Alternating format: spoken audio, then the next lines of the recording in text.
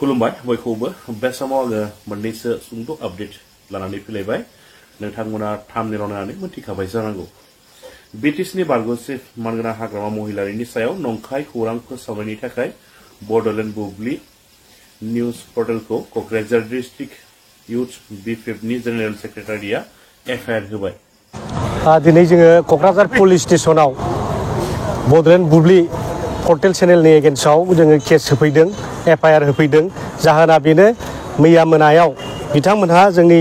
मानाव गेदेर बिपिएफनि आफादगिरि आरो बारग' बिटिसिनि चिफ हाग्रामा महिलारि सारनि एगेन्स्टआव गाज्रि कमेन्ट होदों बिथांमोनहा बुंदों हाग्रामानि उदैयाव अन्थाइ 17 बोसोर रायजो राजाखौ थगायना सोबख'ना जानायनि फाब स्र' दाय गैयै सुबुंफोरखौ जिउ फोजोबनायनि फाब बेबादि मोनसे गाज्रि कमेन्ट होदों दा बे कमेन्टनि एगेन्स्टआव जों बिथांमोनखौ सोंखारिदों बिथांमोनहा दिनै बेबादि सासे महान नेताखौ बेबायदि अपमान खालामनो नाङा आं दिनै माने सानदों बे मोनसे चेनेला सोरबा बेक्तिगत मानसिनिसो चेनेल बे मोनसे पर्टेल चेनेल नङा बेक्तिगत मानसिसो दा ओंखायनो बिथांमोना दिनै पर्टेल चेनेलनि बा माबा मोनसे ससियेल मिडियानि केरेक्टार बे इथिक्सखौ बिथांमोना बुजियाखै बिथांमोननि एगेन्स्टआव जों केस होदों बिथांमोननि बे हाबा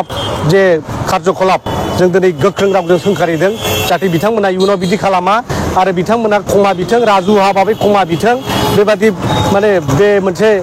लिरनानै होनायजों जाया राजु हुआ क्षमा बिथों नङाबा बिथांमोननि एगेन्स्टआव जों बिपिएफआ गावनो निजा बबिया दिनै सिद्धान्त लानो बायद' जागोन दिनै जों खावलायदों साफ्रोमबो रायजो राजाफोरखौ बेबादि पर्टेल चेनेलफोरखौ जोंनि समाजाव जायगा होनो नाङा बिसोर समाजखौ खनले गुबुंले खालामनायनि बेबस्थाखौसो खालामबाय थादों मोनसे बेमारा माने माबा मोनसे खामानि मावनायनि थाखाय जायो नामा आरो हाग्रामा महिलारिया दिनै 17 बोसोराव हाजार मानसिनि थाखाय कल्याणसो मावदों हाजार मानसिनो साख्रि होदों हाजार मानसिफोरनो फरायनायनि खाबु होदों मेडिकेल कलेज बानायनानै इन्जिनियारिं कलेज बानायनानै CIT बानायनानै इउनिभार्सिटि बानायनानै बा गोबांथार इउनिभार्सिटि बानायनानै दिनै माने गुन गोनां सोलोंथाइसो दिनै होदों गोजौ शिक्षानि मानदण्डखौ होदों दिनै कलेज स्कुलफोरखौ प्रभिन्सियेलाइज खालामना साख्रि बाख्रि होदों दिनै बेबादि सासे महान नेताखौ दिनै बिथांमोना फाब नांदों माबादों होननानै बुंनाया जोंनि माने दुर्भाग्यजनक जों दिनै बिथांमोनखौ खावलायदों राजु भाबै दिनै क्षमा बिनांगौ नङाबा बिथांमोननि एगेन्स्टआव जोङो बिपिएफआ हारसिङैनो दिनै सिद्धान्त लानो बायद' जागोन बेखौ आं गोख्रों सोंखारि हरबाय সব ভারতের যুদ্ধ টেরোরিজমের বিরুদ্ধে পাকিস্তানের বিরুদ্ধে যুদ্ধ কৰিব ভাৰতে আৰম্ভ কৰাই নাছিল পিঅকেৰ অধীনত যিসকল টেৰৰিষ্টে কেম্প কৰি আছে এইবিলাক কেম্পটো আক্ৰমণ কৰা হৈছে কিন্তু পাকিস্তানে এই টেৰৰিষ্টৰ ওপৰত আক্ৰমণটোকে পাকিস্তানৰ ওপৰত আক্ৰমণ বুলি ধৰি লৈ পেলাই তেওঁলোকে ফাল্টা আক্ৰমণ কৰিছে এতিয়া ভাৰতে উপায় নাই পাকিস্তানে যেনেকৈ কাম কৰিব তাৰ প্ৰত্যুত্তৰ দিবই লাগিব তেওঁলোকে যদি যুদ্ধ চাই যুদ্ধ কৰিব লাগিব কিন্তু আজি অসমৰ ৰাইজৰ প্ৰতি মোৰ আহ্বান অসমৰ ৰাইজে একত্ৰিত হৈ পেলাই থিয় দিয়ক আজি UPPLৰ এটা সভা আছে বহুত দিন আগৰ পৰা শিডিউল কৰা সভা আছে কিন্তু যোৱাকালি মই প্ৰমোদ বড়ো আৰু আমি এই আলোচনা কৰি পেলাই আজিৰ সভাখন অকল দলীয় সভা নকৰি পেলাই আমি এই সংকটৰ সময়ত আমিও যে পৃথিৱীবাসী ৰাইজে প্ৰধানমন্ত্ৰী নৰেন্দ্ৰ মোদীৰ লগতে আছে এই ঐক্যতাৰ শক্তিটো আমি জনাবলৈ খুজিছোঁ যে আজি দলীয় সভা আছে কিন্তু দলীয় সভা হৈ নাথাকি পেলাই দেশৰ স্বাৰ্থতে আমি একত্ৰিত হৈ পেলাই আজি কথা পাতিছোঁ ইয়াত যেনে অসমৰ ৰাইজৰ প্ৰতি মোৰ আহ্বান কোনো এটা বিৰোধ প্ৰতিক্ৰিয়া বা এটা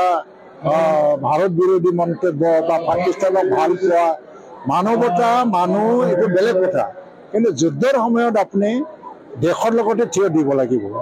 মানৱতা কেতিয়াবা আহি যাব হয়তোবা মানৱতাৰ কাৰণে আমি কথা পাতিম দিছোঁ কিন্তু এই সময়ত আমি দেশৰ বাবে কথা পাতিব লাগে দেশৰ হৈ থিয় দিব লাগে আমাৰ কেইজনমান ল'ৰা ছোৱালী যিবিলাক ইনভেষ্টিগেট হয় একো নাজানে ছ'চিয়েল মিডিয়াত জানে তেনে কথাবিলাক প্ৰবচনাত ভুগি পেলাই তেওঁলোকে কোৱা দেখিছোঁ হেৰেচ হ'ব লগা হ'ল এইবিলাক খুব এটা ভাল কথা নহয় দেখি পেলাই ভাল নালাগে এইটো যাতে নহয় অলপমান চম্ভালি থাকক কথা কোৱাটো আমি এই সময়ত দেশৰ কাৰণে একত্ৰিত হ'ব চাওক এই যুদ্ধত ভাৰত সম্পূৰ্ণভাৱে সফল হ'ব এইটো কাৰণে পাকিস্তানক পৰাজিত কৰাটো মই ক'ব বিচৰা নাই কিন্তু পাকিস্তানৰ মাটিৰ পৰা ভাৰত বিৰোধী যিটো সন্ত্ৰাসবাদ চলি আছিলে এইটো নিৰ্মূল হৈ যাব আৰু এই সময়ত নৰেন্দ্ৰ মোদীয়ে যি স্থিতি লৈছে এইটো নিড অফ দি আৱাৰ সময়ৰ আহ্বান এইটো আৰু দেশৰ কাৰণে দেশৰ স্বাৰ্থত এনেকুৱা স্থিতি ল'বই লাগিব আৰু গোটেই বিশ্বত আজি নৰেন্দ্ৰ মোদী যি স্থিতি লৈছে তাৰ বিৰুদ্ধে যাবও পৰা নাই কোনেও তো মই ভাবোঁ এইকাৰণে নৰেন্দ্ৰ মোদীৰ নেতৃত্বত সবল যিটো এটা স্থিতি লৈ পেলাই ভাৰতে থিয় দিছে আৰু পাকিস্তান যদি ভাৰতক আক্ৰমণ নকৰে নিশ্চয় ভাৰতে আগতীয়াকৈ পাকিস্তানৰ আক্ৰমণ নকৰে কিন্তু ইয়াৰ পাকিস্তানেও যদি সন্ত্ৰাসবাদীসকলৰ ওপৰত আক্ৰমণ কৰিবলৈ ব্যৱস্থা লয় গোটেই পৰিস্থিতি সলনি হয় কিন্তু পাকিস্তানে এইটো নকৰে সন্ত্ৰাসবাদীৰ ওপৰত আক্ৰমণ কৰাটোকে পাকিস্তানে নিজৰ ওপৰত আক্ৰমণ কৰা বুলি গাঁত পাতি লৈ পেলাই যুদ্ধ আৰম্ভ কৰি দিছে এই যুদ্ধ পাকিস্তান ভাৰতৰ লগত 10-12 দিনৰ বেছি যুদ্ধ কৰিব নোৱাৰি মই ভাবোঁ